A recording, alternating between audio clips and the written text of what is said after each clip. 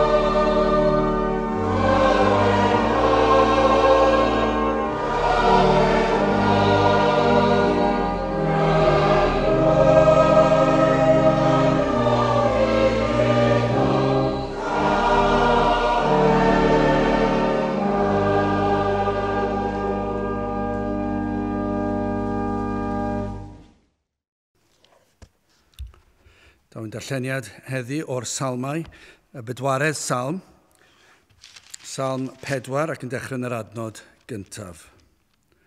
Gwrando fi pan alwyf o Dduw fy nghyfiawnder mewn cyfyngder yr ehengais arnaf, trig yr ha wrthyf ac erglyw fy ngweddi. O feibion dynion, pa hyd y troch fy ngogoniant yn warth, yr hoffwch wegi ac yr argeisiwch gelwydd. Ond gwybyddwch i'r arglwydd neilldio y diwiol iddo ei hun, yr arglwydd awrendi pan alwyf arno. Ofnwch ac na phechwch, ymdiddenwch a'ch calon ar eich gwely a thewch, a berthwch ebyrth cyfiawnder a gobeithiwch yn yr arglwydd. Llawer sydd yn dywedyd, pwy a ddengys i ni ddaioni, arglwydd, dyrcha arnom lewyrch dywyneb. Rhoddais lawenydd ym nghalon mwy na'r amser yr amlhaodd ei hyd a'i gwynhwynt. Mewn heddwch hefyd y gorweddaf ac yr hunaf, cynnes ti arglwydd yn unig a wneu mi drigo mewn diogelwch. Bydd y bendith Duw ar ei air, sancta Dduw. Gadewch ni nawr droi at ein harglwydd mewn gweddi. Diolch yn i ti unwaith eto Dduw am y fraint o cael dod ger dy fron yn dod trwy enw a thrwy heiddiannau y dyfab a'n gwaredwr ni yr arglwydd Iesu Grist. I ni yn diolch i ti am fod y ffordd iachawdwriaeth wedi ddarparu ar ein cyfer ni, dy fod wedi agor y ffordd trwy anfon dy fab i'r byd yma, i'r fath fyd a hon. O Dduw, i ni yn diolch i ti am yr arglwydd Iesu Grist, yn diolch am ei fywyd, am ei farwolaeth, yn diolch i ti o Dduw am yr atgyfodiad ac yn llawenhau ei fod yn eiriol trosom nawr. Ac felly o Dduw, wrth i ni ddechrau'r oedfa hon, i ni yn gofyn i ti i ddangos i ni, i ddod lawr ein plith, dy fod gyda ni. Gad i ni deimlo dy bresenoldeb, gad i ni deimlo dy agos atrwydd. O Dduw, i ni'n cyffesu mor aml, i ni'n cael ein temtio i ddigaloni ac i feddwl pa mor anodd yw'r dyddiau yma, pa mor anodd yw cyrraedd y di-gred, pa mor anodd yw i gael unrhyw un i ddangos ddiddordeb yn dy bethau di. Ond o Dduw i ni yn gwybod, mae dim ond dweud y gair sydd yn rhaid i ti wneud, dim ond rhoi dy gorchymyn. Dim ond i'r ysbryd i fod ar waith yn arwain y neidiau at y ti dy hun, yn agor llygaid y heneidiau, iddynt weld eu hangen. Ond o Dduw, os wyt ti yn gwneud y pethau hyn, yna mae gymaint yn bosib. Mae rhyfeddodau yn gallu digwydd, wedi digwydd yn y gorffennol, ac i ni yn gofyn unwaith eto. Rho disgwyliadau mawr yn ein cylonau ni.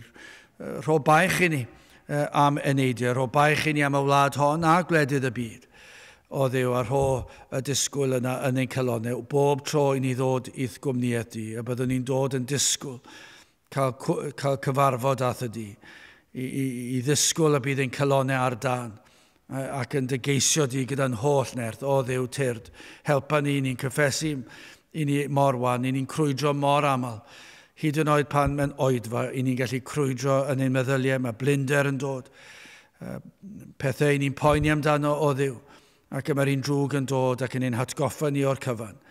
O Dduw, helpa ni i osod yn golygon tuag at y ti, i ddyrchafu'n llygaid tuag at y mynyddoedd. O Dduw, ti sydd yn rhoi dy cymorth, ac felly helpa ni heddi i brofi dy bresenoldeb yma ac ar hyd a lled o wlad, cawn glywed am y ffordd yr wyt ti wedi gweithio.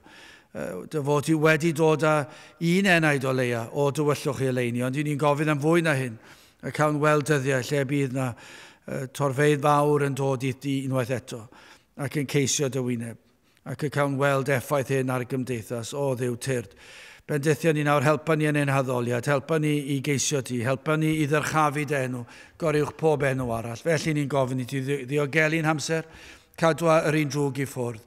Bendithio'r cyfan a nawn yma nawr, i ni'n gofyn hyn oll felly trwy enw ac heiddiant ein harglwydd Iesu Grist. Amen.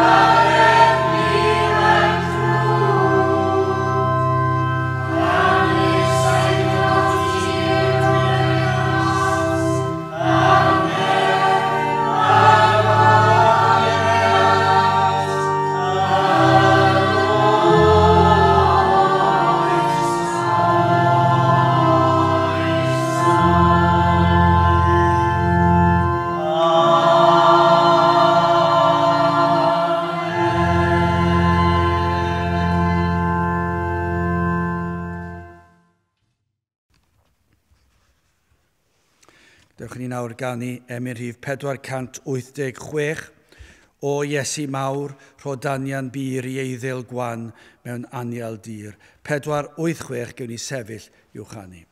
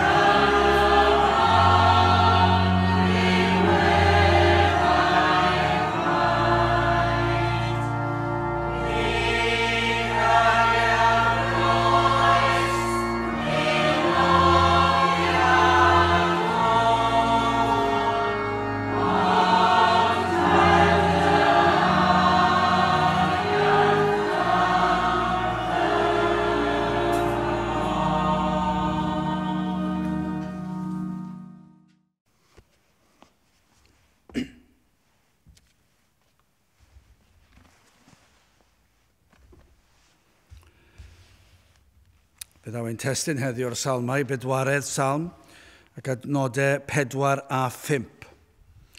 Salm 4, adnod 4 ac adnod 5. Ofnwch ac na phechwch, ymddiddenwch a'ch calon ar eich gwely a thewch, a berthwch ebyrth cyfiawnder, a gobeithiwch yn yr arglwydd.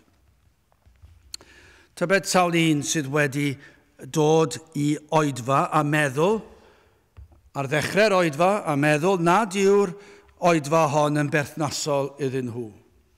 O'r cychwyn un efallai, bod na rhywun, rhai, tybwn ni llawer, wedi bod yn y sefyllfa yna, yn dod mewn i'r capel, yn dod i'r oedfa ac yn weddol sicr na fydd unrhyw beth yn berthnasol. Wrth gwrs, efallai gellir dweud hyn mewn un ffordd, efallai bod hynny yn ddigon teg ar sawl achlysur o feddwl fod posibilrwydd anferth bellach na fydd yr Efengyl yn cael ei phregethu o gwbl yn y capeli yn gwlad ni. Tybiwn ni petai na rai y mynychu cwrdd ac efallai'n dod gyda'r feddylfryd honno yn meddwl na fydd hyn o fydd neu yn berthnasol iddyn nhw. Ac efallai gellir dweud bod hwnna'n ddigon teg. Achos efallai mae rhyw neges fydd ac yn dweud am sut allwn ni helpu pobl sydd bod yn garedig, sydd bod yn neis, helpu tlawd. Pethau da, pethau hyfryd, pethau ni am i wneud, ond efallai byddai rhywun yn meddwl, wel, dwi'n gwneud y pethau hynny, ac felly dwi ddim yn berthnasol iawn i fi. Ac felly chi gallu deall, efallai, nad oes na rhyw neges sydd yn mynd i ysgwyd yr enaid, nad oes na neges o obaith yn mynd i ddod i'w problemau nhw, ac efallai yn meddwl nad yw e'n berthnasol. Ond beth am i ni gymryd bod yr Efengyl yn cael ei phregethu? A bod presenoldeb yr arglwydd yno, yn y capel, yn yr oedfa. A faint neu sawl un sydd wedi bod mewn amgylchiadau felly dros y blynyddoedd, dros y canrifoedd, yma yng Nghymru. Sawl un sydd wedi bod yn yr oedfa ac mae'r Efengyl yn glir yn cael ei chyhoeddi ac eto i gyd. Yma nhw wedi dod mewn i'r oedfa yn barod wedi penderfynu cyn i un gair gael ei yngan nad yw'r neges yn berthnasol iddyn nhw. Yn y sefyllfa yna, yn yr rhai o'r blaen, yr rhai ni wedi sôn amdano, lle nad yw'r Efengyl yn cael ei phregethu, mae yna rhan o'n chi sy'n teimlo, wel, ie, allan ni ddeall yna, ond pan mae'r Efengyl yn cael ei phregethu, sawl un sydd wedi dod i'r oedfa. Ac ni'n gallu tystio, falle fi siŵr bydd pob pregethwr yn gallu dweud hyn, pregethwr yr Efengyl, yn gallu dweud, i'ch gallu gweld ar gwynebau rhai, cyn i chi ddechrau bregeth, maen nhw wedi setlo, a dyna yw eu meddylfryd nhw. Dyn nhw ddim yn meddwl bod unrhyw beth o bwys yn mynd i fod ar eu cyfer nhw. Maen nhw'n barod i gysgu efallai. Maen nhw rhyw drwmgwsg wedi dod drostyn nhw. Ac os na un gair efallai, brawddeg, neu efallai bydd na ran o bregeth, petai hynny'n digwydd, bydd na ran o bregeth yn teithio o'r glist i'r ymenydd, petai hwnna wedi digwydd, yr un sydd wedi dod ddim yn disgwyl unrhyw beth, wedi penderfynu nad yw'n berthnasol, ond efallai bydd na rhyw ran o'r oedfa wedi peri i symud yr neges o'r glist i'r ymenydd, a maen nhw wedi dechrau meddwl, yna, pob math o dariannau yn cael eu codi ganddyn nhw, i'w amddiffyn nhw, ac i wthio y fath eiriau i ffwrdd. Mae yna rhyw fath o ddyfais ganddyn nhw, i beri na fydd yr hyn maen nhw newydd i glywed yn mynd ymhellach. Yn sicr. Gwna'n bopeth o fewn i gallu i rwystro'r geiriau rhag mynd o'r ymenydd i'r galon. Mae chi'n gallu gweld ambell waith hyn yn digwydd o flaen eich llyged. Chi'n gweld na rhyw ffys, symud, chwilio am rhywbeth, troi at rhywun, sibrwd, edrych lan ar y to, rhywbeth neu gilydd mwyn i'r neges, i'r frawddeg neu'r gair neu beth bynnag oedd wedi siglo nhw am eiliad, ac mae yna rhywbeth ynddyn nhw sydd yn peri, dwi ddim eisiau hwnna i fysgwyd i o gwbl, ac maen nhw'n gwneud rhywbeth gallan nhw i amddiffyn eu hunain rhag y fath beth. Yn sicr, dyn nhw ddim eisiau i'r geiriau yna i gyrraedd i calonau nhw. Do, mor berthnasol, gan i ddweud hyn o'r cychwyn un, mor berthnasol yw y neges yma i chi sydd yn gwrando yn wir i bob un. Mae e mor berthnasol ac mae e mor drist ond yw yn yr oes hon. Cyn lleied o bobl sydd yn clywed y neges. Nifer mor fach sydd ar awydd i ddod i'r cwrdd. Nifer fach sydd ar awydd i wrando ar y we. Nifer fach sydd ar awydd i ddod i gyfarfodydd lle mae'r efengyl yn cael ei ffregethu. Ac eich chi'n teimlo mae mor berthnasol, mae mor bwysig. I dweud y gwir, mae rhaid i ni ddweud hyn, mae'n holl bwysig, dyma'r neges bwysicaf oll. Felly, ni ddylai'r neb feddwl nad yw yn berthnasol i chi. Achos mae wir yn berthnasol. Mae'n berthnasol i bob un enau sy'n dod i mewn. Beth bynnag eich cefndir, beth bynnag eich diddordebau, beth bynnag eich gallu, beth bynnag unrhyw beth amdanoch chi eich personoliaeth. Dwi'n mynd dim gwahaniaeth. Mae'r neges yma mor berthnasol. Ac felly yn yr salm yma, mae yna gyngor. Mae Dafydd y salmydd yn rhoi cyngor i'r pechadur. A beth i ni yn gwybod yw hyn, y mae pob un ohono ni'n bechaduriad. Felly, ein gweddi yw y byddwch chi'n rhoi pob rhagfarn o'r neilltu. Pob penderfyniad i beidio gwrando o'r neilltu. A cymerwch eich dysgu, cymerwch cyngor y salmydd. Mae'r salmydd, mae yna neges bwysig iawn fan hyn gan y salmydd. Wel, yn gyntaf, hoffwn ni edrych ar ystyriaeth drwyadl. Ac yna aber llawn. Ac yn olaf yn drydydd, ffydd a chibol. Wel, yn gyntaf, ystyriaeth drwyadl. Y bedwaredd adnod, ofnwch ac na phechwch, ymddiddenwch a'ch calon ar eich gwely a thewch. Nawr, siŵr o fod, daw y gair cyntaf yn yr adnod hwnna, ofnwch, fel achos o ferniadaeth i lawer. Sawl un dros y blynyddoedd, diwetha yma, fydde wedi troi o gwmpas ac yn dweud yna i chi ofnadw. Ac efallai dyna be fydden nhw'n defnyddio i ddisgrifio'r oedfa. Mae'r oedfa, mae'n peri ofn arno ni, mae'n eich dychryn chi, a felly i ni ddim yn hoffi fe. Efallai ceir rai digrefydd yn ogystal â'r crefyddol yn beirniadu'r efengyl ac yn beirniadu y pregethwr o'r efengyl o geisio dychryn pobl i gredu. Efallai mai dyna yw un o'r pethau mae pobl yn cyhuddo pregethwyr yr efengyl a'r rhai fwy nag eraill efallai yn dweud, wel, i chi'n ceisio dychryn pobl, yn ceisio codi ofn arnyn nhw, a ni ddim yn hoffi hwnna. A efallai bod nhw'n cyfeirio at gofnodau fel yr oes Victoria, maen nhw'n dweud, wel, i chi fel bethau, chi'n mynd nôl i'r dyddiau hynny, y cyfnod pan oedd yn llym iawn.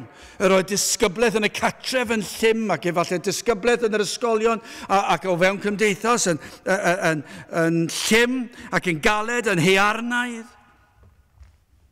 Ac felly, dywedir fod yr efengyl yr ydym ni'n ei ffregethu, mae fel petai yn dod o'r cyfnod honno. Ac o gynlyniad i hyn, beth sydd wedi digwydd? Wel, yn drist iawn. Mae'r fel petai llawer wedi ymateb i hyn ac yn ofni'r cyhuddiad ac yn meddwl, i ni ddim eisiau codi ofn ar neb, ni ddim eisiau dychryn neb.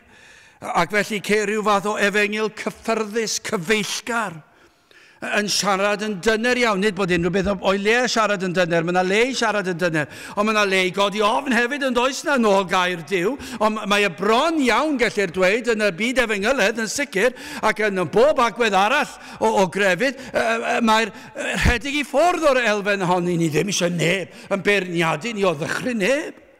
Ni ddim eisiau neb i fynd mae'n teimlo bod yna rhyw fath o gryndod yn ei heneidio nhw, ac felly ni'n ofalus iawn. Ac felly ceir gwneud pob ymdrech i beidio tramgwyddo neb. Sicr, nid i ofni neb. Ond nid felly yw gair Duw.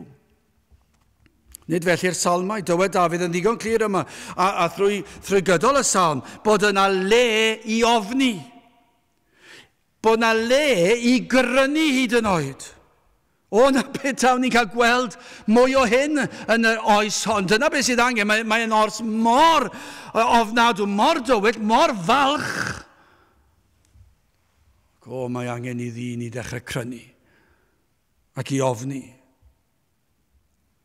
Geilw arnom yma i oedi am gyfnod o leiaf. Dyna beth mae'r salmyn. Mae'r salmyn yn dweud, beth am i chi i aros am eiliad? Beth am i chi oedi yn eich bywyd am eiliad?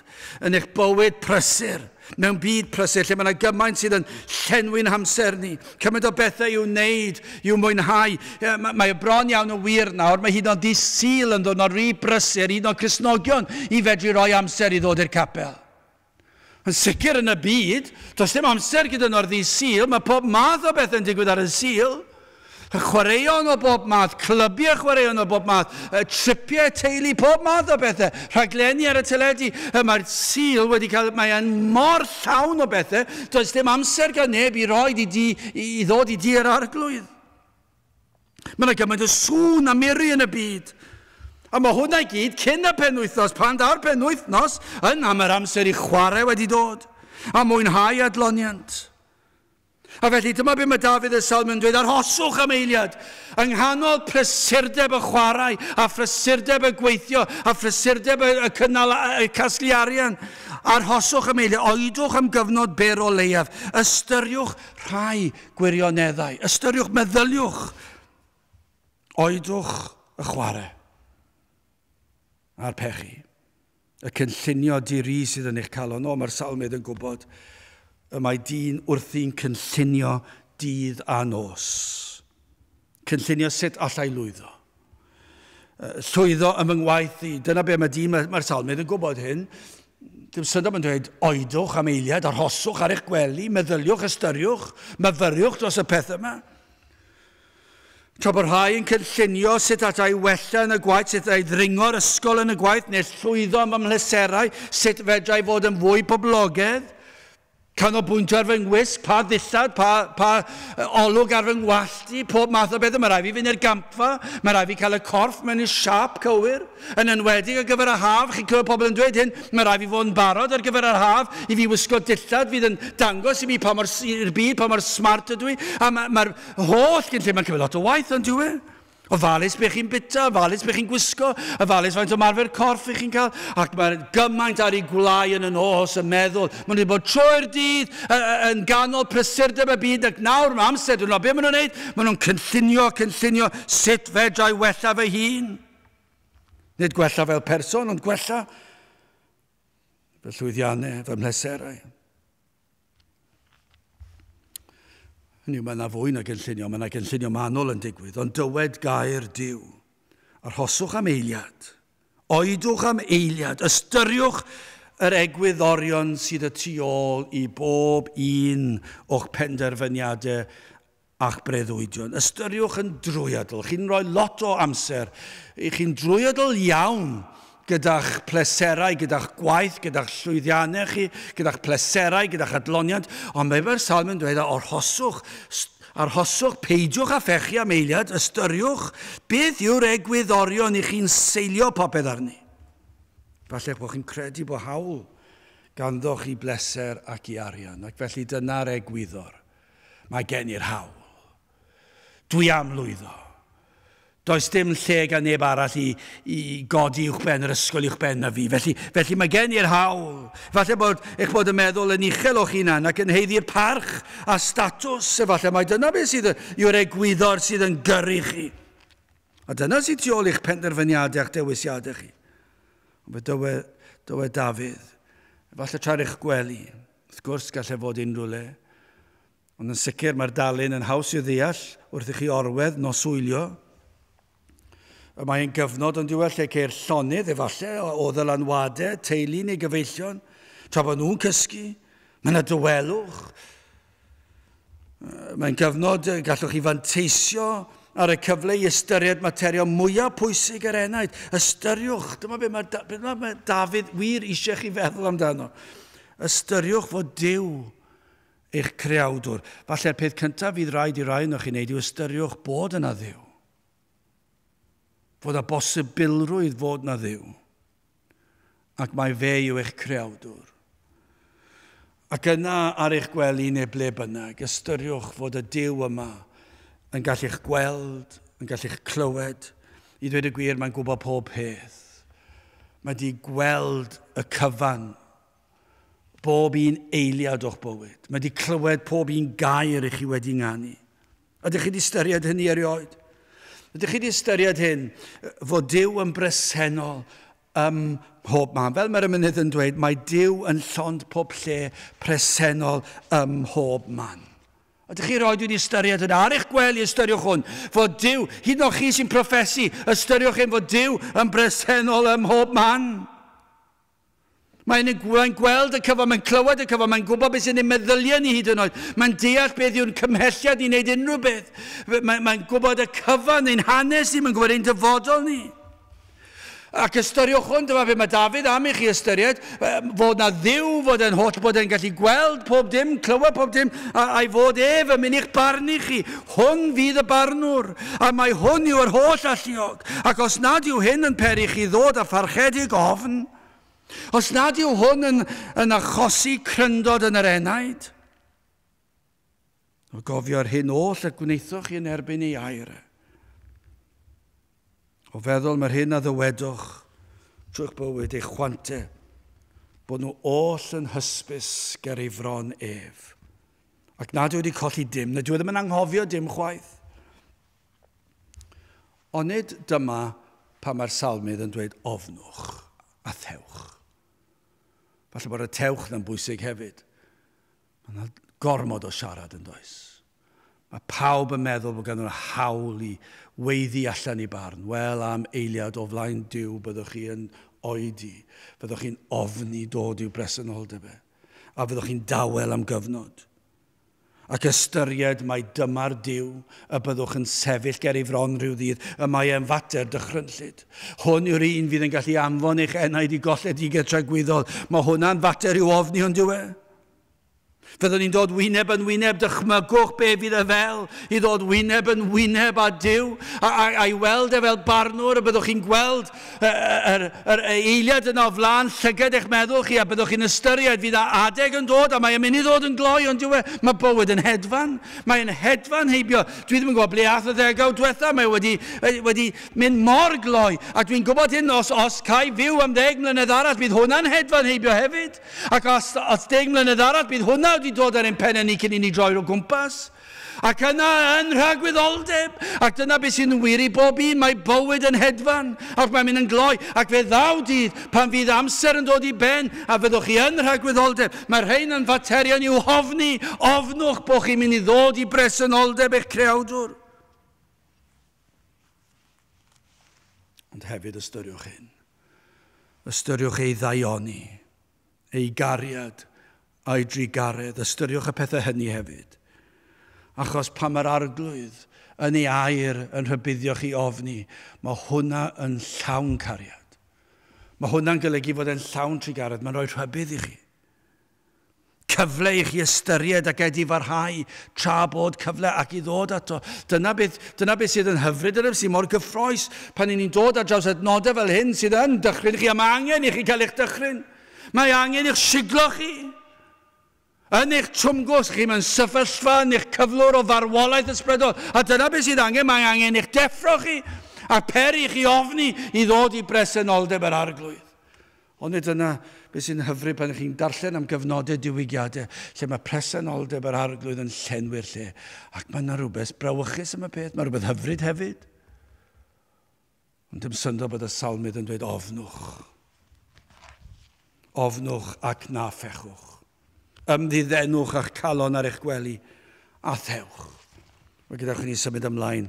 Aberllawn, 5 adnod, aberthwch ebyrth cyfiawnder a gobeithiwch yn yr arglwydd. Nid yw Dafydd yn ein gadael yno, nag yw, dim yn gadael ni fyna'n gorwedd ar ein gwely, wedi ystyried ein pechod, dwi ddim yn neud na, yn ein myfyrdodau ni, ac nawr efallai bod yna gryndod wedi dechrau ac ofn.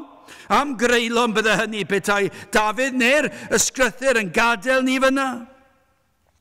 Pa mae rhywun wedi dod i'r man o weld difrifoldeb y sefyllfa, fod yr enaid yn atebol ger bron Duw, a bod Duw yn ddig a phechod ac ar pechadur. Dychmygwch petai wedi gadael ni fyna. Wedi rhoi y cyngor i ni beth i wneud, oedwch am funud bach, ofnwch ger bron yr arglwydd, byddwch dawel am chydig, peidiwch a phechu, ystyriwch yr hyn i chi wedi wneud ger bron Duw holl alluog. Ac yna'n gadael ni na, dwi'n mynd i gadael ni fyna. Mae'r salmydd yn mynd ati yn gloi iawn i gyfeirio ni at Iesu Grist. Dyna yw holl neges y Beibl. Gair Duw. Drwy gydol yn datgan i ni gwirioneddau am Dduw. Dyna beth mae'r Beibl yn neud. Beth mae'r Beibl yn dysgu ni? Wel, yn gyntaf, mae'n dysgu ni am Dduw.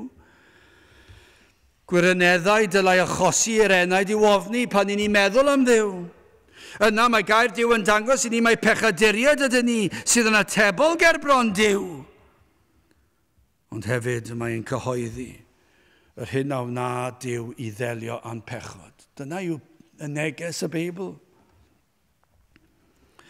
Mae'n cyfeirio ni dro ar ôl tro i'r arglwydd Iesu Grist. Yn yr Hen Testament, ceir aberthi anifeiliaid, ni'n clywed amdano fe drwy'r amser, lle mae yna dywall gwaed anifeiliaid fel aber dros bechod I Dduw.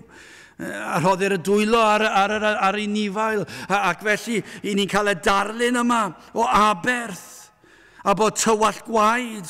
Ond beth oedd rhain I gyd? Roedden nhw gyd yn pwyntio ymlaen, yn edrych ymlaen at yr addewid o Duw yn ei roed I ni, a byddai Duw yn anfon ei unig anedig fab Iesu Grist, y Meseia, ac fe fyddai ef yn dod I ddelio a'n pechod ni. Dyna beth mae'r ysgrythur yn dysgu ni. Dyna beth oedd yr aberthi dro ar ôl dro yn yr Hen Testament I gyd yn pwyntio at Iesu Grist. A dyna beth mae'r salmydd yn neud, aberthwch ebyr cyfiawnder. Mae'n pwyntio tuag at Grist. Dyna'r ffordd I ddelio gyda'r ofn, dyna'r ffordd I ddelio am fechod, I ddod at Grist. Yr un a fyddai'n delio am pechod. Achos bydd rhaid Iesu Grist gael ei aberthu. Yr oedd rhaid iddo dywall I waed. Dyna pa mor ddifrifol yw pechod. Rhaid cael marwolaeth, rhaid cael cosb. Dyna oedd y ffordd a drefnwyd cyn i'r byd cael ei lunio. Dyma oedd rhaid I ddigwydd, roedd rhaid i'r Iesu roed ei einioes ei fywyd yn aber dros ymni. Ond cofiwch, roedd yn yr Hen Testament yr oen a ddefnyddiwyd yn yr aberthu, yn oen heb nam, yn lan ac yn bir, ac felly yw'r darlun am yr arglwydd Iesu Grist. Yn sicr I chi, ni'n gwybod, does neb erioed wedi ffeindio unrhyw nam yn yr arglwydd Iesu Grist. Bu fyw bywyd perffaith, cadwodd y gyfraith yn llwyr. Pob rhan o'r gyfraith yn ein lle ni, achos fe ddath doedd ddim yn bosib I ni gadw'r gyfraith, ond dyna beth nath Iesu Grist wneud. Fe gadwodd yr gyfraith, cael trefn I faddau pechod yn yr iawn, yn yr Iesu, mae iachawdwriaeth barod yn yr iawn. A fan hyn mae'r ddeddf o dan ei choron, mae wedi cadw'r ddeddf cyfiawnder yn dweud digon rhaid oedd I'n ddigwydd. A'r tad yn gweiddi bodlon yn yr iawn, a diolch byth Meseion am yr iawn. Fe ddath Crist mwyn cael ei aberthu ar y groes. Ac yno cymerodd ein cosb ni am ein pechodau ni. Fel nes I ddyfynu chydig ynghynt o'r emyn, mae Duw yn llon pob lle presennol ym mhob man. Y nesaf yw fe o bawb at enaid gwan, wrth law o hyd I wrando cri, nesau at Dduw sydd dda I mi. Ond nid hwnna'r union yr un peth mae'r salmydd wedi dweud. Ofnwch ac na fechwch, thewch, ystyriwch ar eich gwely, ystyriwch, ymddiddenwch a'ch calon. Nesewch at Dduw, ystyriwch Duw, eich creawdwr, y barnwr, ystyriwch ei fawredd, ei fod yn holl alluog, ei fod yn sanctaidd, ei fod yn bir, ei fod yn berffaith, a mae hwn byddwch chi'n goffod bod yn atebol ger ei ffron, ystyriwch, nesewch ato. Ond be mae'n dweud nawr yn y bumed anodd, nesewch at Dduw trwy Grist. Dewch at y groes, mae'n dweud. Sytlwch ar fab Duw yn dioddef trosoch chi. Ystyriwch nid yn unig eich pechodau chi, ond gryddfannau calfari drosoch chi. Emyn arall, dwed I mi a wyt yn maddau, cwympo ganwaith i'r un bai. Dwed a ddeu beth I galon sydd yn methu difarhau.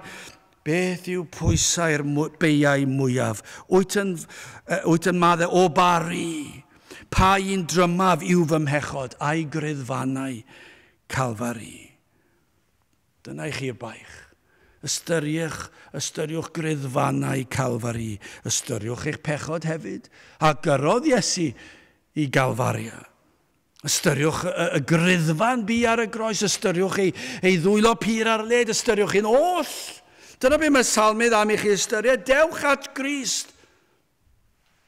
Edrychwch ar yr hyn mae wedi wneud. Aberthwch ebyr cyfiawnder o am aberth oedd Iesu Grist. Ac oedd bydde Dafydd I bod llawn cyffro. Dyma'r cyngor oedd yn roed i'r pechadur. Oedd yn roi'r cyngor i'r pechadur, os oes yna unrhyw gyngor I chi am roed i'r pechadur. Ofnwch. Fe fyddwch chi'n sefyll ger bron Duw rhyw ddwrnod. tra bod cyfle ar y ddaear hon, tra bod anadl yn eich ysgyfaint, ofnwch yr arglwydd, ystyriwch, ymddidennwch a'ch calon, meddyliwch am y pethau hyn. Gweddiwch y weddi o ddiw graslon agor llyged fennaid i weld fy angen am Grist. Gofnwch am help i weld be chi fod i weld. Gweddiwch o ddiw helpa fi i weld fy mechod, helpa fi i weld Crist. Ac yna ar ôl iddo fe ddod trwy ras pan mae'r arglwydd yn arwain chi i ddangos i chi'r pethau hyn. Yna dewch at Grist, nesau at Dduw sydd â i mi. Nesau at Dduw trwy Grist sydd â i mi. Wel, yn olaf. Beth am ffydd a chibol a berthwch ebyr cyfiawnder a gobeithiwch yn yr arglwydd. Am gyngor. Does dim geiriau gwell gellir ei roi i un sydd wedi trwy ras dod i weld i bechod. Does dim geiriau gwell i'w roi i un sydd wedi oedi ac ystyried ei bechod. I un sydd wedi ystyried y gofni Duw, i un sydd wedi arwain gan yr ysbryd glân at y groes, at droed y groes. Ac yno falle nawr yn syllu ar fab Duw, ac yn gweld ei ddwylo ar led. Yn gweld yr Iesu'n cymryd ein cosb yn ein lle. Ond sylwch hwn cyn i ni orffen. Nid yw hynny yn ddigon. Ond dyna'r tragedy, faint dros y cynrifoedd sydd wedi clywed am y groes, faint sydd wedi rhyfeddu at y groes hyd yn oed. Efallai bod yna rhai yn edmygu'r fath gariad a fath aberth gan yr arglwydd Iesu Grist ac yn meddwl, wel am aberth, am gariad i'r Iesu dod lawr. Ac maen nhw'n hoffi'r hanes, maen nhw'n edmygu'r peth. Dyn nhw ddim yn feirniadol o'r peth, dyn nhw ddim yn mynd yn flin am y peth. Ond dyna be maen nhw'n neud, codi fyny a cherdded i ffwrdd. Efallai bod gan ni'n feddwl uchel o'r efengil hyd yn oed ac yn fodlon rhoi rhyw gydnabyddiaeth iddo. A pan mae rhywun yn siarad yn hyll am bobl sy'n credu'r efengil, maen nhw'n ei hamddiffyn nhw ac yn sefyll lan dros nhw efallai. Ac fod nhw'n fodlon dod i'r cwrdd bob nawr ac yn y man. Efallai rhai yn reoledd. Ond be maen nhw wedi gwneud yw edmygu'r groes. Ond dyna i gyd. Ond mae Dafydd yn dweud mwy. Geilw arnom i bwyso yn llwyr ar Iesu Grist. Gai ofyn i chi, ydych chi wedi pwyso ar yr arglwydd Iesu Grist? A gobeithiwch yn yr arglwydd. Ydych chi yn gallu dweud mai fe yw eich holl obaith am faddeuant pechodau, am fywyd rhygwyddol, am heddwch a Duw. Bod ein holl obaith yng Nghrist. Be mae'n dweud mewn geiriau eraill, yw hyn, dewch a chredwch yno. Beth yw'r salm yr adnodau yma? Ond yr efengil yn gweiddi allan, edif ar hewch a chredwch. Dyna yw'r salm.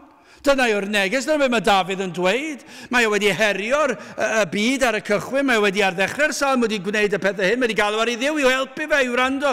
Ac nawr mae'n dweud, dwi am herio'r pechadur. A dyna beth i ni'n neud fan hyn heddi. Yw dweud hyn, edif ar hewch a chredwch. Credwch i Iesu Grist wneud hyn yn eich lle chi. Ymddiriedwch yno. Pwyswch arno. Gobeithiwch yno. Pwyswch arno'n llwyr am eich achubiaeth am faddeuant. Emyn arall, mae'r geiriau yma falle yn adlewyrchiad o'r hyn oedd yn faich gyda'r salmydd arglwydd. Rhaid i mi gael bywyd, mae fy meiau yn rhy fawr. Dwi wedi ystyried ar fy ngwely, dwi wedi myfyrio ar y pethau hyn, dwi wedi ofni, a nawr dwi'n gweld mae fy meiau yn rhy fawr, fy euogrwydd sy'n cydbwyso a mynyddau mwyar llawr. Rhad faddeuant, gwawria bellach, gwnag ar charo'r caeth yn rhydd. Dyna'r baich.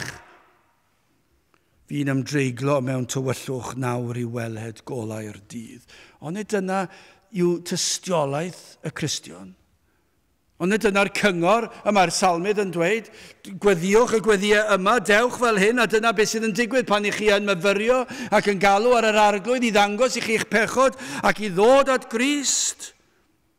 Pan ych chi'n sylweddoli hyn, bod hyn ar gael rhad faddeuant, gwawria bellach arna fi, gwnag ar charo'r caeth yn rhydd, gwna fi'n rhydd.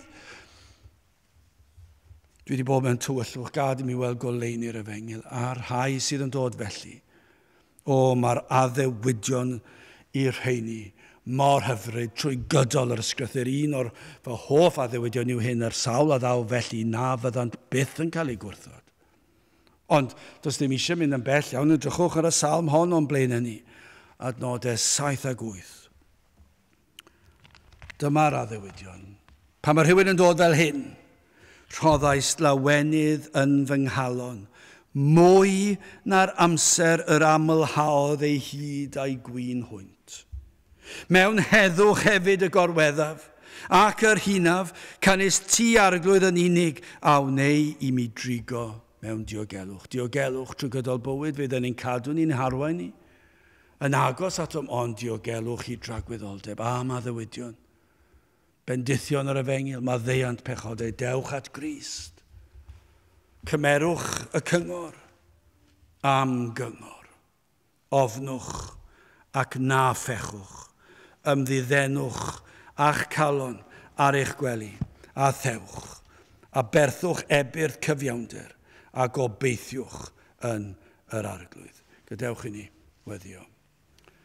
Diolch yn i ti o Dduw unwaith eto am y fraint o ystyried y air di, ac o cael clywed cyngor dy air di, ac yn gweddio byd ysbryd di ar waith, yn arwain y neidiau i fyfyrio, i ystyried, i feddwl ac i ddod i'r man honno lle bydd na barchedig ofn. Ond yna i ddod at y groes, tyrd arweiniau, eneidiau at droed y groes, a'i tywys nhw o dywyllwch i oleuni. Bendithia nawr, i ni'n gofyn hyn o trwy enw ac eiddiant i'n harglwydd Iesu Grist. Amen. Dewch ni orffen ein gwasanaeth drwy ganu'r emyn rhif 594 dros bechadur bios farw, dros bechadur ar y pren. 594 gewn ni sefyll i'w rhannu.